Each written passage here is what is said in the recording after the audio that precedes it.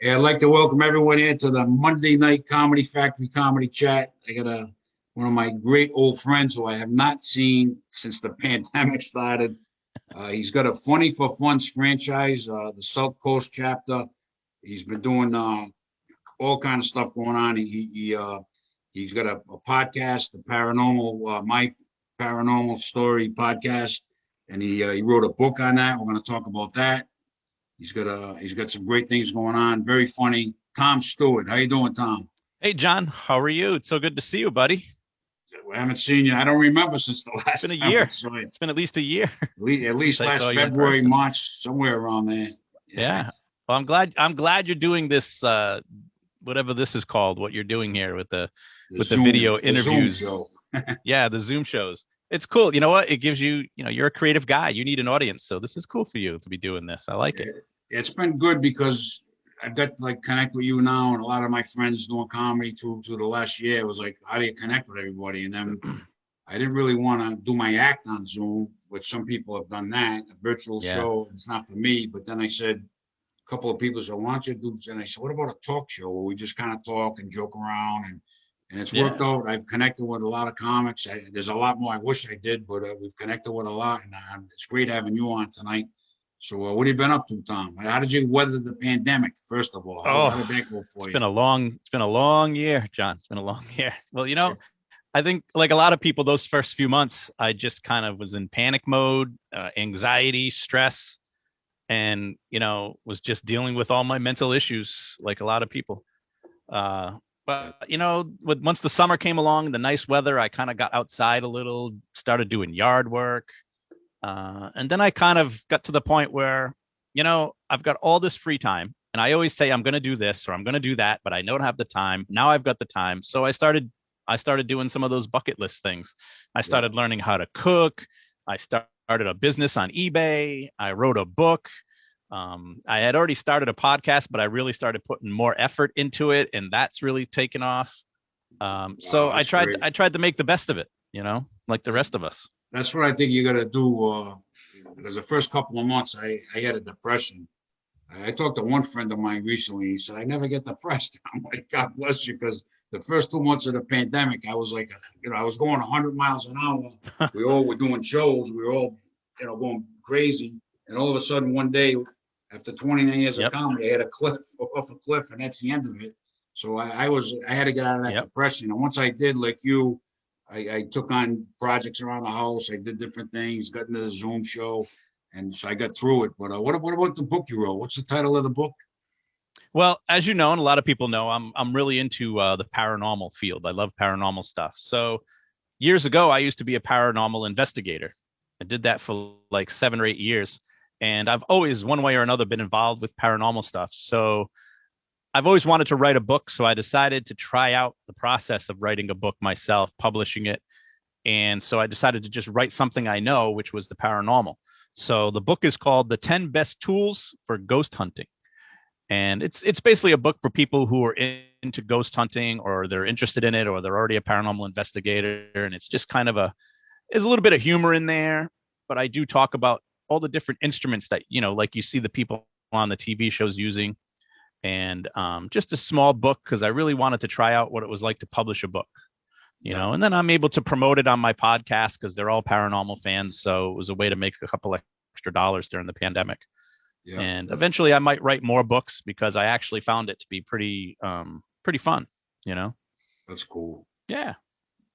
Did you go when you wrote the book? I know my son wrote 4 books now. He goes through Amazon. Did you go Yeah, through Amazon too? I Or did. Yeah. I yeah, self-published through Amazon, and I did the paperback, I did the ebook, and I also did the audio book where I read it myself. yeah, So you have three different options for the books there. yeah. That's exactly what he did too. That's a good Mhm. way. I wish you luck with that, Tom. And you got the pod. How often is the podcast on? I add a new episode every couple weeks or so. It's not your typical podcast. There's no interviews or anything.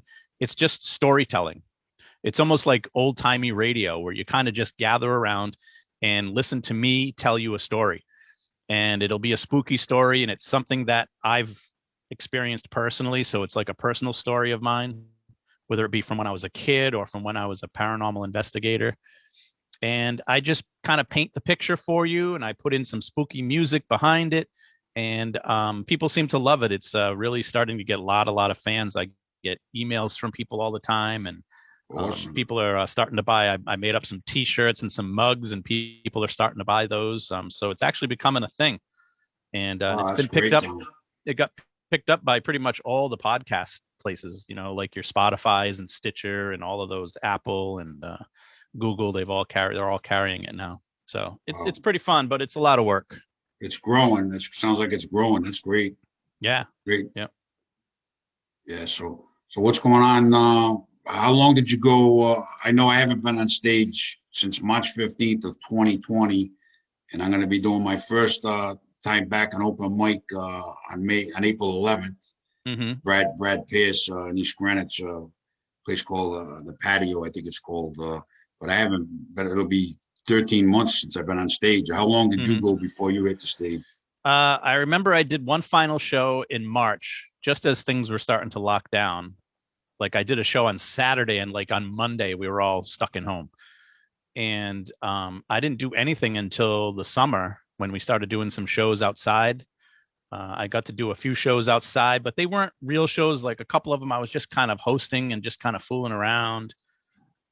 It wasn't until probably a couple months ago that I actually did a real set, like an actual like 25 minutes, all of my material, not doing screwing around or anything. I did that, and I was nervous. I had those butterflies like I haven't had in a long time. That's what I'm You know, expecting. Yeah. but I tell you what, that rust comes off fast. As soon as you hit that first joke and you get that first laugh, you just remember it all. It all just comes back to you. You might screw up a couple of words or tags or segues or something, but the crowd doesn't know. Only you know.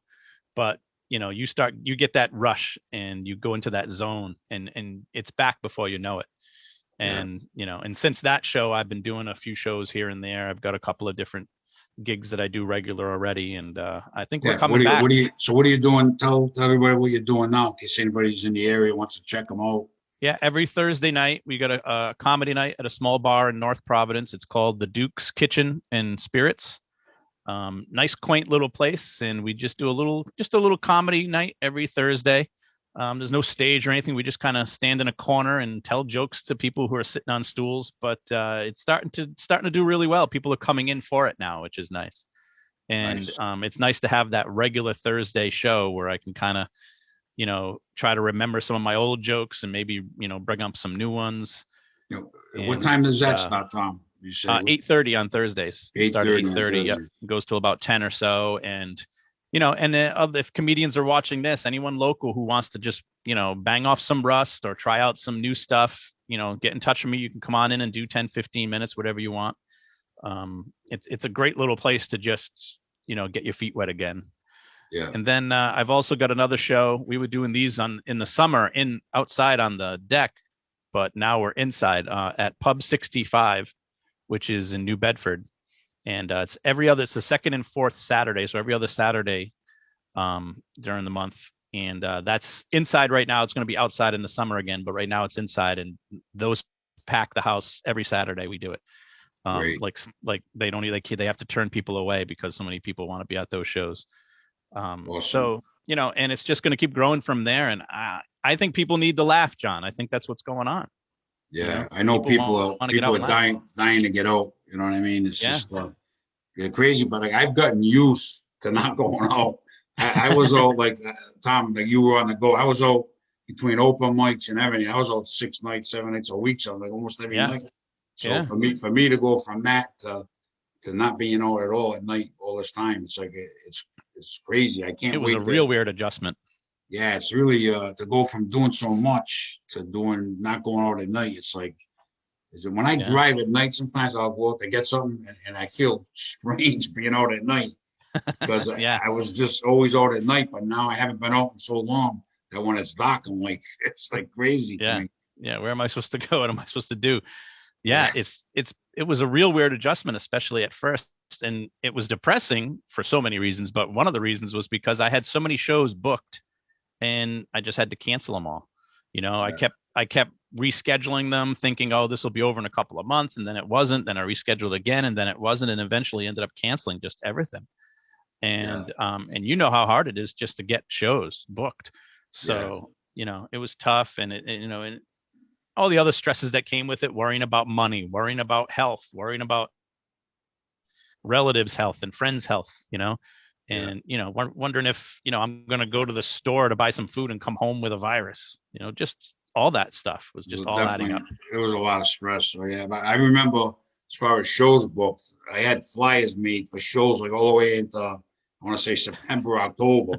So I had stacks of flyers in my basement. One stack for lemongrass in April, another one for June, another one for August. I always Mhm. got things made way ahead, which is always good, but not good when a pandemic hits now. Because now I Yeah. had stacks and stacks. I just went over to the recycling bin and threw all my paper, all my flyers into the recycling bin. Those shows all canceled, so it was kind of a bum. It was kind of Yeah, it definitely really a bum. was. It was just a belly shot, really. Um, but we're getting back. I already That's feel it. I know we're coming back, that's and how that's how I feel. I feel like we're coming back. a lot of comedians aren't ready yet, which is completely fair. Because I've been booking these shows, and probably 50% of the comedians I talk to are they're just not ready yet. Whether it be because they're waiting for the vaccine, or maybe they just mentally they're just not ready to come back yet. But there are some who are ready to go, and so we're holding down the fort until everybody's ready to get back to 100%. Yeah, I'm gonna be like I said, I'm doing some open mics in April, and my first paid show coming back is with Scott Higgins, May 15th. Something Mm-hmm. for veterans. That'll be my first one really officially back. And then I've got you in a dinner comedy show June 5th at the Yeah. Carriage Inn in North Kingstown. So I got a couple of dinner Yep. shows there lined up.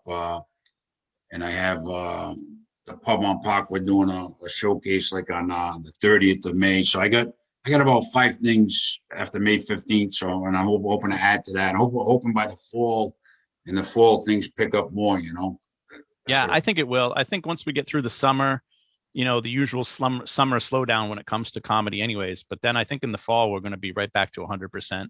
I mean, you can Yeah, already tell the ball's rolling, and we're going to get there.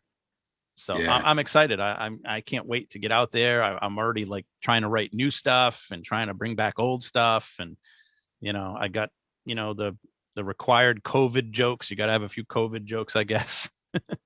um, Yeah, yeah. but This whole year has been. I got to come up with some COVID jokes because it's been crazy. That's for sure. yeah, So well, they're so out Tom, there. what about Penny the possum? I see Oh, you want to a talk lot about of a Penny? lot of days. I see you put some food out for the possum. Penny the possum. She lives under. Is it a she or a he? Well, we think it's a she, but we really don't know to be sure. So we'll call her Um, she. but Penny the possum but we call her Penny. Yep. Yeah. lives under See, your deck. I'm a huge animal lover, Yeah, and my girlfriend Ames and I, we both love animals, so we literally take care of all the animals that live in our backyard. yeah. We feed everyone. We feed the birds, we feed the squirrels, the raccoons, and Penny the possum lives right under our deck. And every night I put out a little plate of fruit for her, and she comes up on the deck and eats the fruit. And I've got one of those little security cameras. I put it down on the floor and put it right near the food, and she comes over and eats it, and we get a video of her every night coming Yeah, out we to get eat. we get a kick out of that when we see Penny the possum. Come on, Yeah, here she I'm, is again. I'm I became Dr. Doolittle during the pandemic, that's that's and why I it's know I got great a in the rabbit living summer. in my yard, but I don't have a I haven't Yeah. seen a possum lately. And you do the new food Fridays. You put out wacky new food items just about every Yeah, Friday. You that's do that, right? that's when I'm doing the food. Yeah. Yeah, That's something I've been doing. New Food Friday started a long time ago, back when I was doing the morning show on the radio. So this goes back probably to like 2016 or so that I started doing New Food and how do you Friday. come up with so many things, Tom? You come up with wild, crazy That, things. How do you do it? that's how my brain works. I've just my whole life I've always had some sort of a benchmark thing. So the internet was like the greatest thing for me. Like I was writing blogs before anybody even called them blogs. Like I've always just had this thing. But New Food Friday was something that started on the radio where me and my co-host Billy, we there was some weird food that had just come out. So we bought some and we tried it on the radio and it was funny. People thought it was funny. And then the next week, somebody told us about some other weird items. So we bought it. And that Friday we tried it. And so it just became a thing every Friday. Tom and Billy were going to be trying some new food on the radio. And then we would take pictures and stuff and put it on the internet too. And then I started thinking, this would be something that should be done visually, not just on the radio. So I crossed it over onto Facebook and Instagram, and now it's on TikTok. And I'm not on the radio show anymore, but I kept it going because I was like, this is my thing. I'm going to keep doing it. Oh, it's a cool bit. You come up with some wacky stuff too. I mean, I don't make any money off of it. Nothing comes from it. Nobody gives me any free food. I just, when I'm shopping, I look for new things. If I see something that's new and it's kind of funny, I'll take it home and I'll try it on video. And lots of times I take one bite and I end up throwing it away. It's such a waste of food, but it's for entertainment value. I was in the market yesterday. I don't know if it's something to do. I was in the market yesterday. I don't know if it's how long it's been out, but I never noticed it. They had a Chips Ahoy cereal, little chocolate chip. Oh yeah, I've seen those. Yeah, I mean, I never saw that before. I don't know how long it's been out. I don't know. I think it's been out for a little while, but yeah, there's they just came out with Peeps, the marshmallow Peeps. Yeah. They have those as a cereal now. So people have been telling me about that, so I'm gonna have to get some of that and try it. Is there any of this stuff that you like, Tom, that you tried, the New Food Fridays? Is there anything you want to say? This is pretty good. There's been a few things that ended up becoming, things that I'll buy now and then. Yeah. I mean, I'm trying to not eat too much bad stuff. So most of this stuff is, cake and candy and stuff, but there's been some really good stuff. Like one that really sticks out is the chocolate covered devil dogs. So it's a devil dog and it's dipped in chocolate. I've never seen. Can you imagine that? Oh my God! So you throw those in the refrigerator and you get them nice and cold, or even in the freezer. And oh man, were those good, boy? Let me tell you. But I got to look for them. I might like them. That could be trouble. Oh, they're evil. They're evil. And but occasionally I'll get a really good thing like that, and then occasionally I get something that's just so bad that I can barely eat it. Sometimes I have to spit things out. They're just so nasty. Oh my God. Some things just shouldn't be like last year I tried the company that makes candy corn came out with candy corn that was Thanksgiving flavored. So each little candy corn tasted like something from Thanksgiving dinner. So you had a turkey flavored candy corn, a gravy flavored, a mashed potato, green bean casserole flavor, cranberry flavor, and they were all so disgusting. John, I had to spit them out. I had to have the trash barrel next to me when I made that video because they were so nasty. That doesn't do anything. The devil dogs I could go for, but that doesn't do anything for me. Yeah, so you never know what it's going to be. Sometimes it's a 5 on a 1 to 5 scale, and sometimes it's a 1, and a lot of times it's somewhere in between. What's funny is I have a weird sense of taste. I don't like the same things that everyone else does. Yeah. Like Italian food, Tom? I do like Italian food for the most part. I love my pasta. I love I love a good chicken parm, things like that.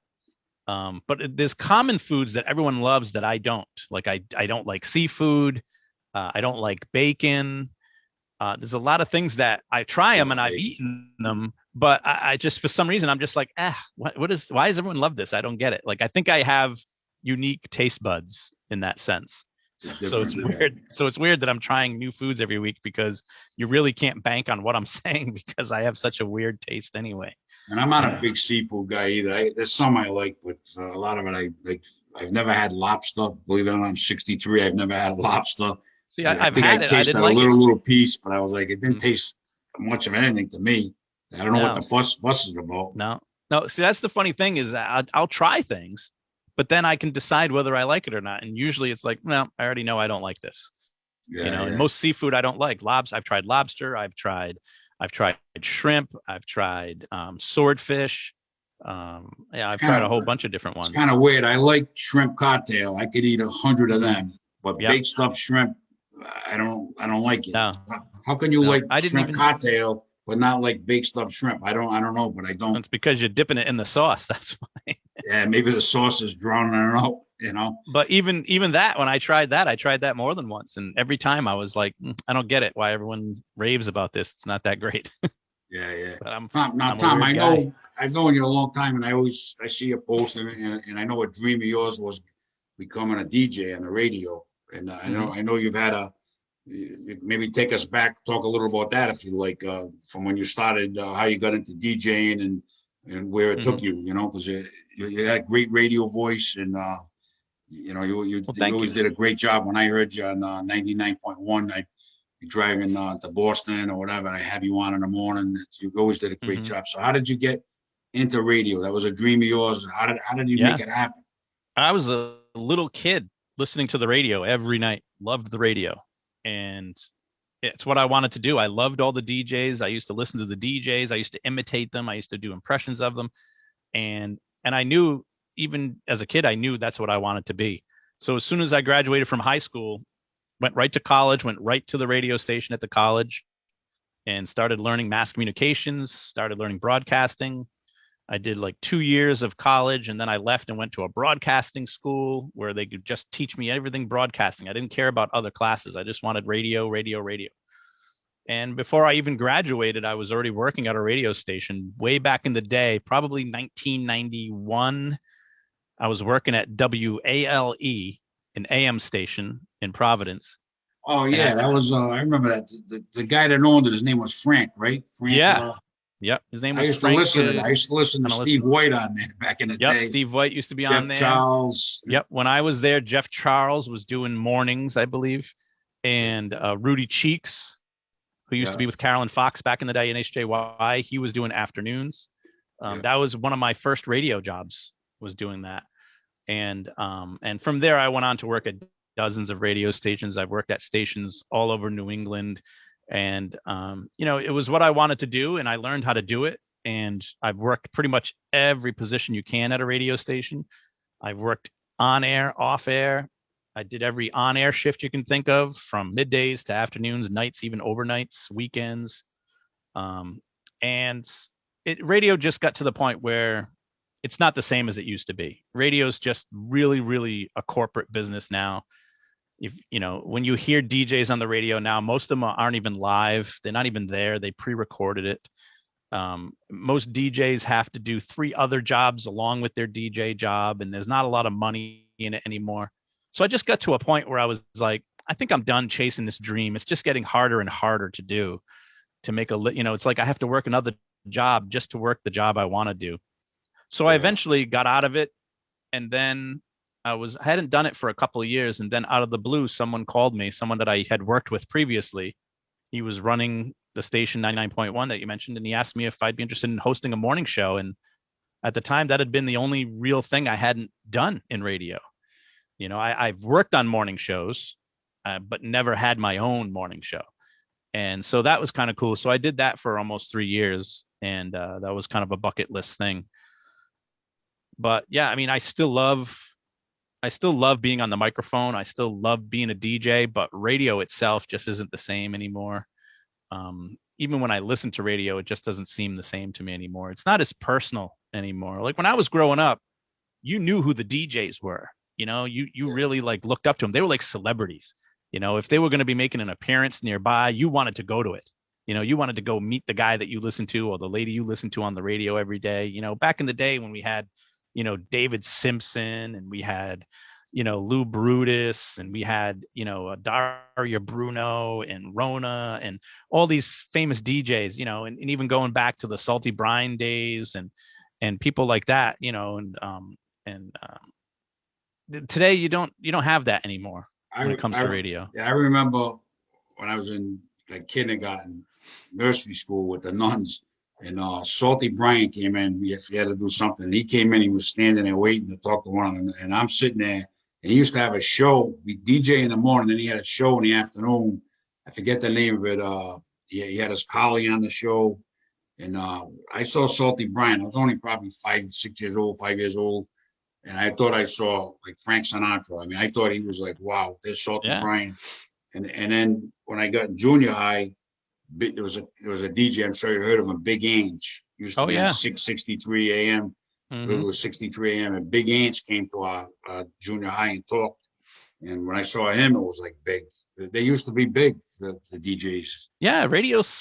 You were celebrities, and that wasn't why I wanted to do it, but it was definitely the appeal. That's what inspired me to want to do it, because I always felt like, wow, these guys make me feel so good.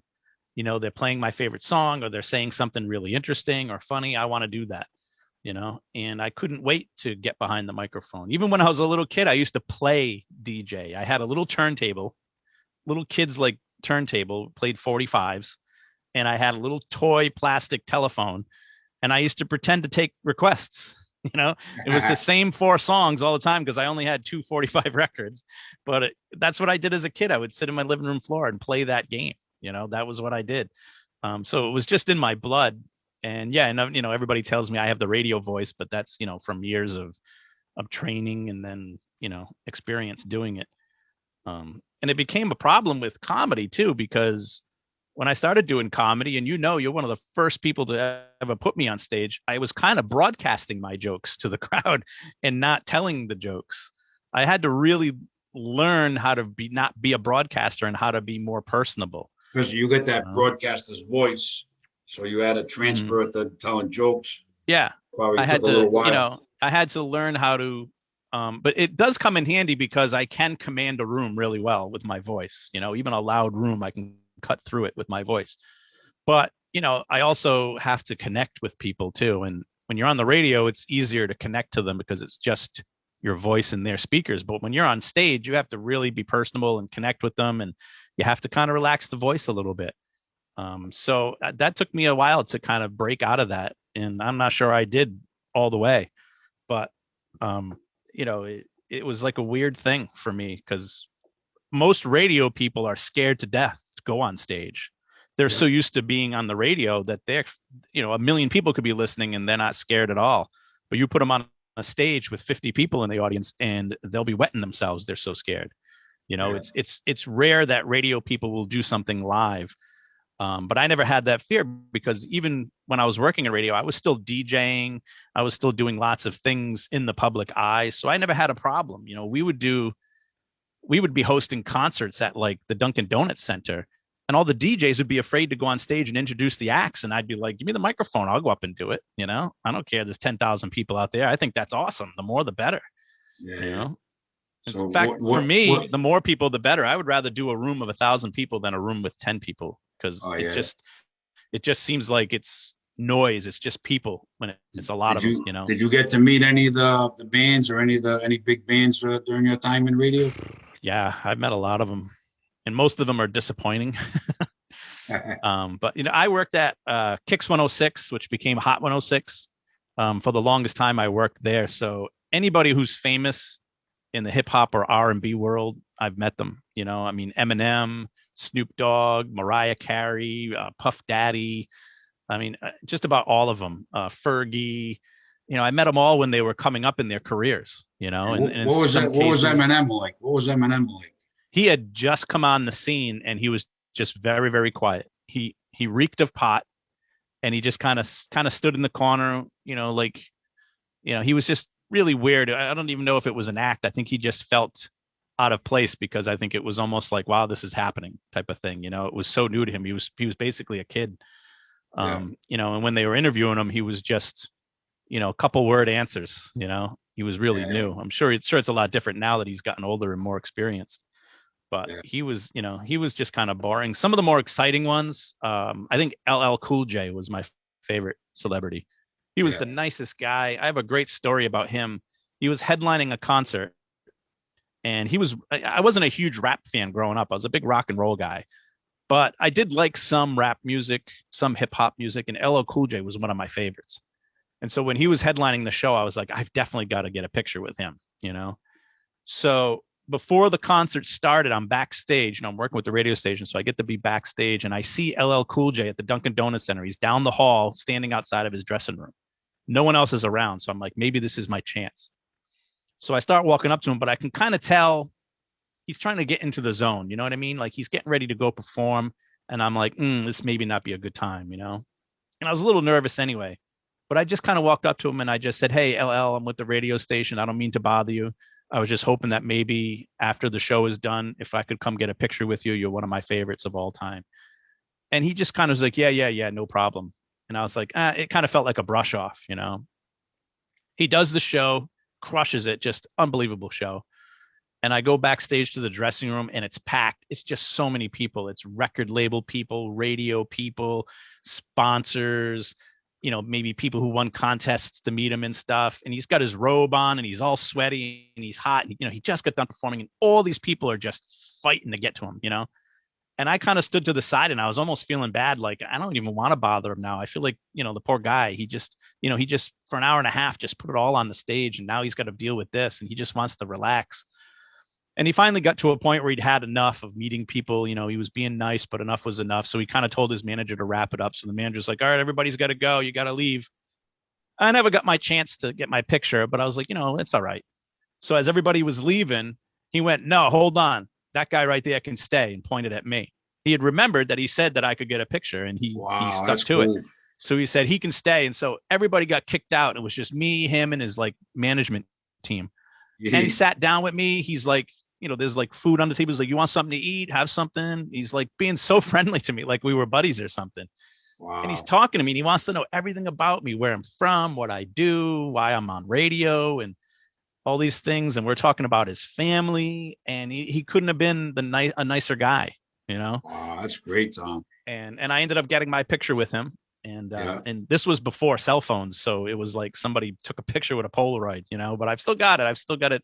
I scanned it and I have it in my computer. So I've got that, you know, but moments like that were rare. Most of these people, they just wanted to move on, you know, they just wanted to do their thing, get in and get out, you know. They don't want to deal with it. Yeah. Yeah. That's the thing. They always say, you know, don't meet your heroes, but luckily he turned out to be a pretty good one. Yeah. Anybody else that you met that, maybe not so nice? There's been a bunch of those. I've met a lot of I met some rock and roll stars who weren't so very nice. Let's see. I remember I met Jay-Z. I met Jay-Z, and he was kind of just like didn't want to really talk to anybody.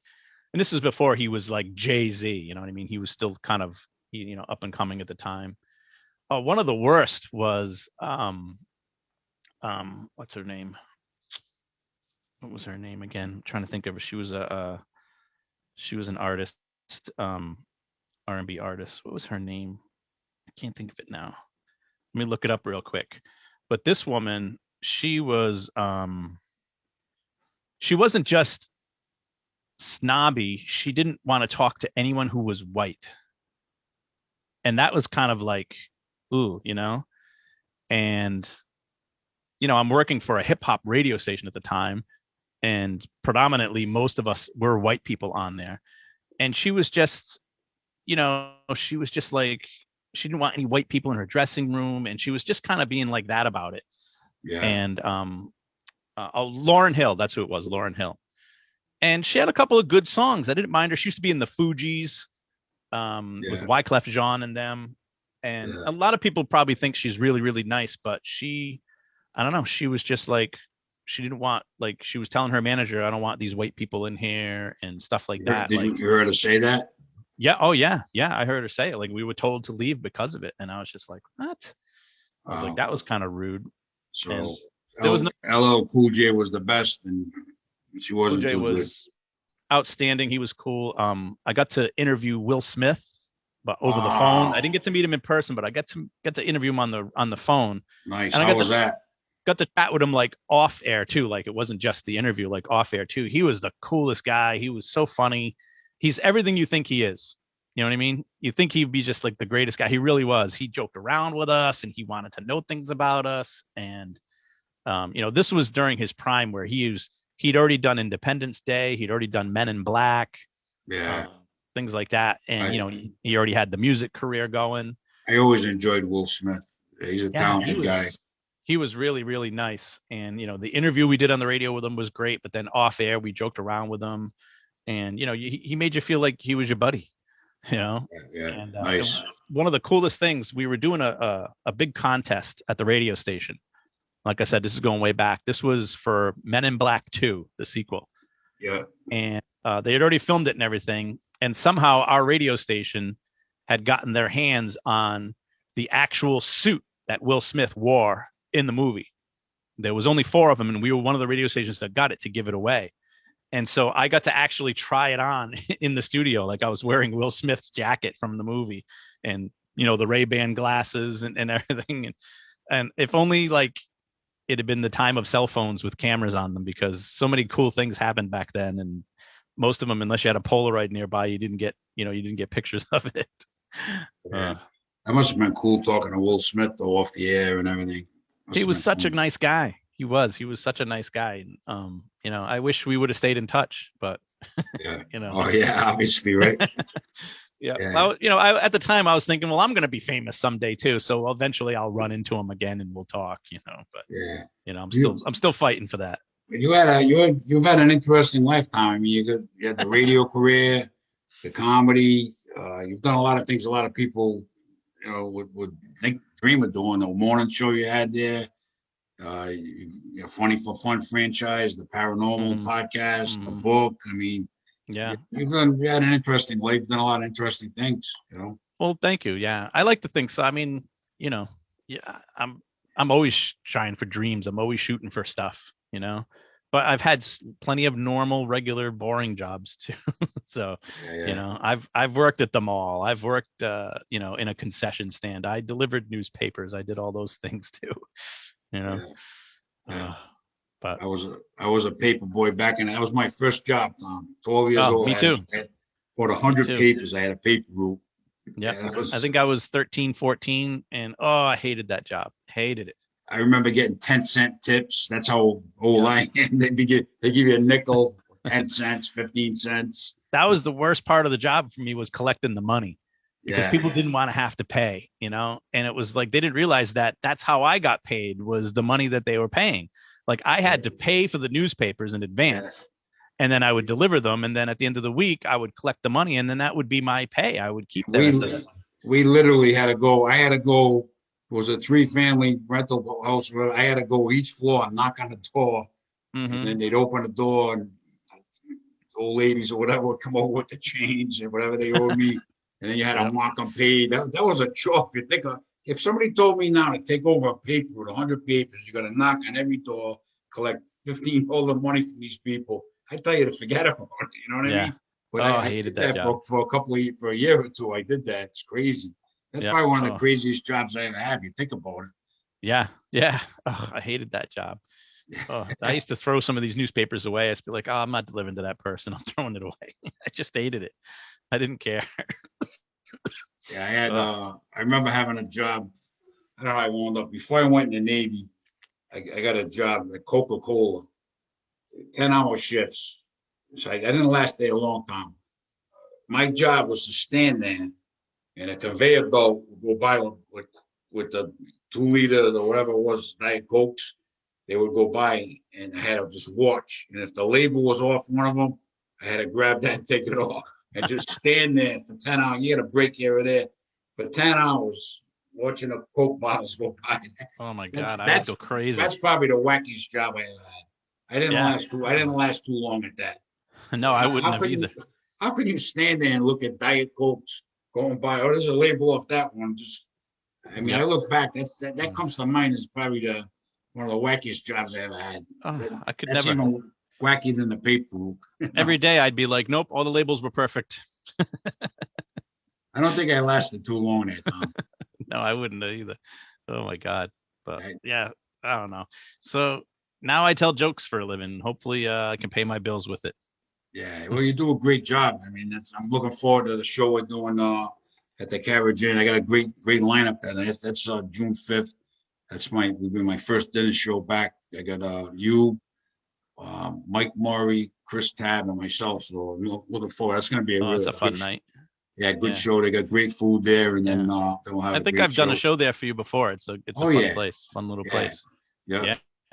So I'm looking forward to getting back. Some of the places I booked, they're still doing just takeover. So it's going to take some. I think there's going to be scattered shows. Through the year, and some places come back. Some, it's kind of crazy, Well, I think when we get to the summer, it naturally the virus kind of naturally goes down in the summer. And if everyone's vaccinated by the fall, I think we can open things back up. I mean, I don't see why not, as long as we're all vaccinated. You Yeah, know, yeah, have you got your shot yet? yeah, yeah. You I'm did? Yeah. vaccinated now, so I'm still trying to get mine. I can't. It's so hard to get an appointment. I'm up in Mass. You're in Rhode Island. In Mass, it's really hard to get an appointment up here. yeah. You I know? got lucky. A friend of mine called me. Sister's in the health field, and she said, you know, like my aunt had told me, he's the dunk, and there's one on Sacanasa Crossroad in Cranston. They get these big vaccination sites. There's like Hmm. 100 people in there. And my aunt said, whatever you do, try not to go there. She was there, 100 people. So I wound up going crazy, CBS.com, going on that. And I finally was able to land an appointment at CBS. And when I went there, I checked in, I went, there was like three people in line in front of me. And then my turn came, I went in, and they made me sit down for 15 minutes, make sure you're all right. Went back a month later, got the second shot, and I got lucky. But CBS.com is how I got it. But Yeah, I've been. I know people that are trying, and then eventually they get through, but it's hard Yep. to land. They'll say not available, all the Yep. appointments. That's what So I've been doing. I try CVS, I try Walgreens, and then we got the main website up here. And somebody else just gave me a couple of other websites that I can keep checking. I mean, sooner or later I'm going to get it. I'm just like, I wish I'd get it. I mean, my mother got both of hers, and my girlfriend got both of hers, so I know everybody around me is good. But I'd feel a little better going back out into these clubs and these bars and doing shows if I had at least one of the shots by now. yeah, But definitely. I keep trying. I joke around about it. I go to these shows and I say, hey, I'm risking my life, you people. At least you could do is be quiet and listen. Yeah, you'll get it. uh, It's just it's a kind of a pain. You got to keep trying. yeah, I try. I'll get up if I get up to go pee during the middle of the night, I'll jump on the computer real quick and check for an appointment. I came close. I had one day where I just happened to check and it said appointments available, and I was like, oh. And so I filled out all my info, and then I get to the part where you can click what time you want to go, and it was going to be on a Thursday night, and I had the comedy show, and I was like, oh, should I get the shot and then go do a comedy show? I don't know if it could affect me or something. And I'm like, well, maybe if it's a couple of hours, that'll be enough time. And I thought about it for too long, and when I clicked on the button, all the appointments were gone. You can't Uh, hesitate. You, yeah, you you gotta can't. you gotta you can't think about it. You just gotta click a button and go. Just take Yeah, whatever you can whatever get. one comes up, you got to take it and Yeah, then work around your schedule, whatever it is. yeah, yeah. I'm checking all over the place. If I have to drive an hour, I'll do it. I just want to get it over with. Yeah, yeah, It'll just be, for a state of mind, just to feel the relief that all right, good. I've got something to protect me. I'm not going to get sick or make someone else sick. yeah. Just after the Uh, after the first shot, I felt mentally kind of relieved, like mm, some hope here. And then when I get the second shot, I know you got to wait 2 weeks after, but I feel so much mentally better. You know yeah. what I mean? Because this thing's done a number on all of us. So Did many you? So you people. you got so you got both shots? I got both shots. Did you have any symptoms or anything after that second shot? I had the Moderna, and all I had was a little bit of a sore arm. I was lucky because a Yeah. friend of mine, she got chills, fever. But I Hmm. read if you get the Moderna shot, over 50% of the people don't get sick. Mm, So there's a percentage that do, but over 50% don't. So I mean, I guess I was lucky. I expected to get very sick on that second shot. And I yeah. said, well, if you get sick, when you wake up tomorrow morning, that's when you'll be sick. I woke up in the morning and I felt fine all day. I was like, wow. I was pretty happy about that. That's good. That's good. And so now you're But safe. yeah, but I knew even if I get sick, I had to do it. Like for me, the minute I could get the shot, I knew I was going to take it. I've talked to people, friends of mine. They say it's experimental. They don't want to take it. So everybody's got to make their own decision. I don't knock Yeah. anybody, but for me personally, I knew I wanted the shot as soon as I could get it. Yeah. Oh, me too. Me too. And I've got it.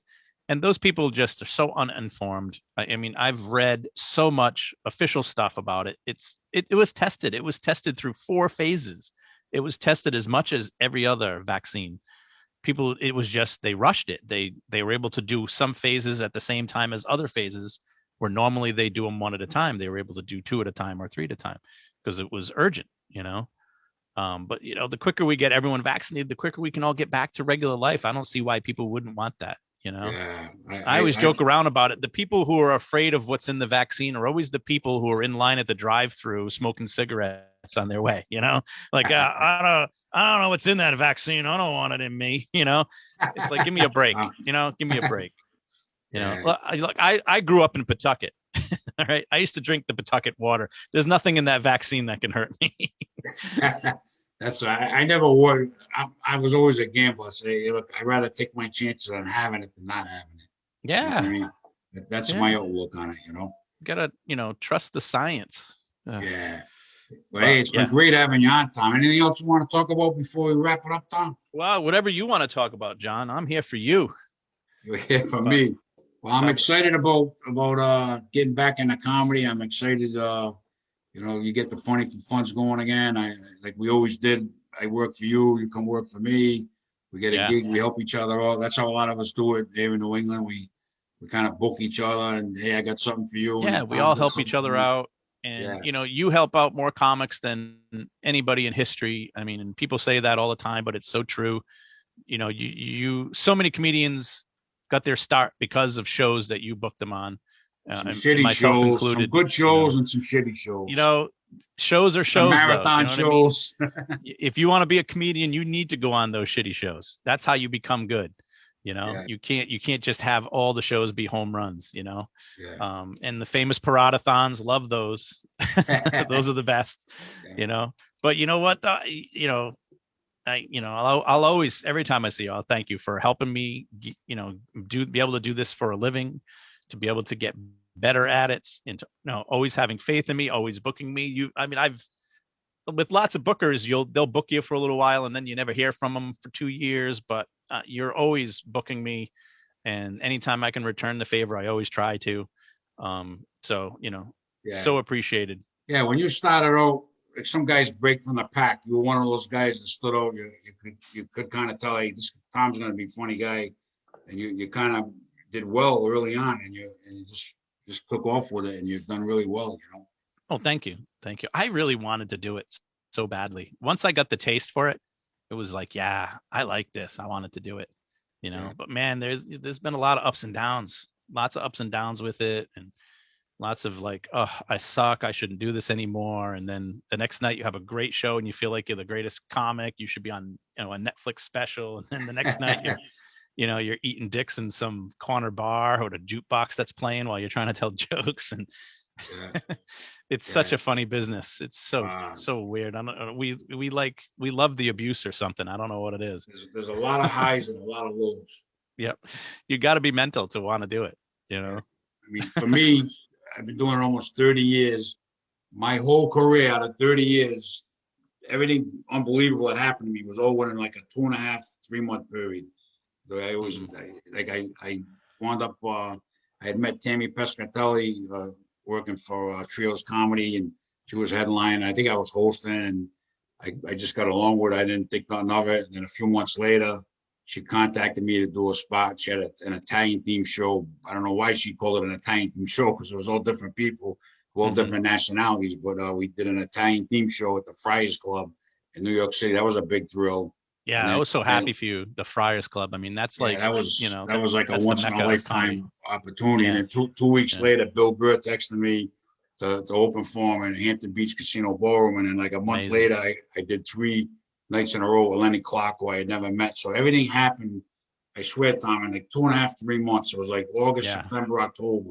And those 3 months of 2017, I was like, wow, this is, I didn't know if anything was going to happen, but I just felt on top of the world. And all of a sudden, now I look back, my whole career, that 3 months was magical.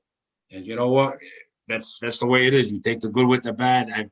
I've had my ups and downs, but those 3 months will always remain probably the greatest moments of my career. I don't think I could ever top them, that 3 month period. Yeah, well, you never know. I mean, you're still going, so who knows what could happen? Yeah. But I worked with Tammy too. She never called me. So did you work with Tammy? I did, yeah, once. I got to open for her. She was pretty cool. She's funny as hell too. Yeah, she's really funny. Yeah, Yep. she's gonna be, I don't know if it's already been on. She's gonna be on that Tom Selleck cop show, Blue Blood. Oh, she got an acting gig on there. Oh, nice. Got a spot on there, and she's done really, it's unbelievable. She was on a Tonight Show with Jay Leno a few times, and She's done a lot of different things. A lot of Showtime specials, the Netflix, all kinds of Yeah. stuff. Yeah, I've watched a Really, couple of her specials, and and then I got to work with her. She's yeah, hysterical. yeah. She's Yeah. such a nice person. Yeah. But Yep. You get to meet some great people doing this. yeah, that's one thing I gotta say is the comedian friends I have, friends from the comedy world, some of the best friends I've ever had. We got a camaraderie and got a lot of great friends, and I love that about the business. I love all the friends I've made. You Yep. know what I mean? And there's nothing like that. That's the best. People who don't do comedy don't realize the best part about doing comedy is those moments backstage, just the Yeah. comedians hanging out in a green room or some kitchen or something. That those are like the best. Those hangs are the best. Or when you got a gig that's 2.5 hours away and you and the other comedian are driving up together, and you're just talking about everything on the way. Those are the best parts of being a comedian, really. Oh you yeah, know yeah. Even those with long road trips. the new comics, the veteran comics, like that weekend I worked with Lenny Clark. I remember being in the green room. It was Lenny Clark, Johnny Peasy had booked me. Jimmy J.J. Walker was in that show. Oh yeah. Yeah, he was pretty cool. Him and she's I can't Christine Hurley. It was just I'm Hmm. hanging backstage with all these people that have done really Was unbelievable with that comedy. one of those fundraisers for Mark Geppetta? Yeah, Yep. Wheelchair Yep. Strong Foundation. Yep. Yeah, it was Yep. comedy Because he's for had five. he's had me on a couple of those, Yeah, I and forget which one it was, but yeah, it was Lenny Clark and Jimmy J.J. Walk, Christine I've, Hurley, I, and I've been able to work with Lenny like half a dozen times. yeah, he's a Um, great guy. Great but guy. I ended up hosting the show, and Michael Winslow was on the show. I Who's remember the you did that one. who's Yeah, he's the actor from Police Academy, who makes all the sound effects with his yeah, I voice. saw him at the Comedy Connection. I thought he was really good. I saw him one time at the Comedy Connection a long time ago, like when Police Academy was already out, and he was really a big name at the time. Yeah. And it was amazing what he could do with his voice. Oh And then I yeah. got to actually work with him a few years ago, which was cool. And working Yeah. with Lenny is so fun. He's one of the best guys to work with, like to chat with before a show. He makes you feel Oh like yeah. you're bigger, you're larger than the world. Like he gives you so much confidence, you Yeah. He's know, a great. I because really. I didn't know he's what to probably the expect. He was he's a the great top guy. act in New England, and and you're backstage, and nobody even is there to see you, and it's like he makes you feel like you're on the same level as him. He's a good guy like that. Yeah. Yeah. I He's like working awesome. with him. Yeah. Oh, definitely. And I worked with him. Mike Clark booked me to host at the Comedy Connection. They called it the Dirty Show. It was Lenny Clark, Jackie the Joke Man, Mott Lang, and Christine Hurley. That was an exciting night too. It was exciting. That was I I think like it was 2018. I want to say August 1st. I remember. That was a thrill hosting that show. Some of the nights you have yeah. like that, you look back and it makes it all worth the time. You know what I mean? What Hmm. we do. We have the nights like you're in the small bars but then you live for those bigger moments when they come. Yep. Like I did host a show at the P-PAC for the Station Fire, Yeah. 2003. Dane Cook, I met him, and Hmm. he was kind of offish, but I met Dane Cook, and I got to talk to Colin Quinn and hang with him. He was really cool. Yep. Saturday Night Live, and so some of the stuff you Yep. live for those moments where you have those big nights, exciting nights, and it makes all the small gigs worth it to build up to when you get those. Then you're ready when you get the call. Hey, Tom Stewart, we got a big gig for you. We got this or we got that, and you're ready. You're ready because you paid Yep. your dues, you worked hard, Yep. and you're ready to take on these things when they come up. Yeah. And when you can use your talent, like you said, for the Station Nightclub Fire or for Mark Geppetta's foundation or anything like that, you can use your talent to help raise money for really important causes and things. Yeah, That's the basis of Funny for Funds is what we do. Is it's yeah, we're using comedy to help raise money for whatever cause is out there. yeah, And that's really like a really great part of the job is when you know that what you're doing, you love what you do, and yet you're able to do it and help people at the same time. yeah. It's the greatest feeling in the world. Yeah, I did fundraisers for years. Never really. I did fundraisers. I did bachelor parties. I do a comedy club. I never said to myself, "Let me focus on like Mike." I thought Mike Murray came up with a genius idea. Let's focus on fundraisers, and Yeah. I never even crossed my mind, and I did many fundraisers. I never said to Mhm. myself, "Let me market fundraisers," or "Let me market this or that." And he came up with the idea and teamed up with Bill Simonson, and all you guys got Yeah. franchises. And I mean, the pandemic definitely hurt everybody, but Yep. you guys come back out of it, and that's a genius idea what he came up with. Oh, it absolutely is. And it's really smart. He found that niche, and it was a niche that was really needed. Like there's a real community of people that are looking for something to do that will help raise money. And these spaghetti dinners and car washes and all these other things, they don't, you don't make much money doing those, and nobody wants to do them. Comedy's perfect because everybody wants to laugh, everybody wants to have a nice night out. Yeah, So yeah, so it was genius what he did, and him and Bill just took it and just ran with it. And it's what I do for a living now. Like, I don't work a job, I just want to do funny for funds. So that's why yeah, I got my own franchise. The whole south coast of Massachusetts is mine. But I can do shows anywhere. But and then the pandemic hit. Like, it was going well, I'd been doing it for almost 2 years, and then I was looking at probably 50 to 60 shows I was going to end up doing last year, which is a lot of shows. Those are just the fundraisers. I mean, I would have been booking myself on other shows all the time too. So I probably would have had 150 gigs last year if it hadn't been for the pandemic. It was probably going to be my biggest year in comedy, as far as performing, as far as making money and raising money. It would have been huge. yeah, And then Corona had to come along and, yeah, and wipe it all. But we're going to be back, and we're going to be back stronger than ever. I mean, comedy's going to be back stronger than ever. Funny for Funds will be back bigger than ever, because people need to laugh. People are going to need to raise money. You know, all these people are going to be getting back to life, and they're going to have to inject some cash into them and everything. And this yeah, is where we're going to come in as comedians. We're going to yeah, have lots of work to do. yeah. I'm looking forward to busting back out, and doing some shows. And I mean, I'll be telling you, I'm a little nervous, having not been on stage. I'm a little nervous. I'll get over the butterflies, and You'll be you know, fine. Just, I'll do it. what? Appreciate the butterflies, because it's probably been so long since you had any, and it's We such a got good feeling to feel so, so vulnerable again, Yeah, you know? most of us, we get on stage so long, we did it, we take it for granted. We just go right Yeah. up where other people can't do public speaking. We just go right up and get right into Yep. it. Yep. We've And all, now, and they took us out of our element the last year. And now some of us are going to have the butterflies, and be a little yeah, nervous. we're all going to have a new appreciation for, what we do, Yeah, being on yeah, stage. And I'll tell you, for the few shows that I've done, like the actual good size shows, um, the audiences really want to laugh. Like, I feel like the audiences were even easier than they were, like, because I think people just really need to, like, loosen and get out there and just have some laughs, because everyone's been cooped up.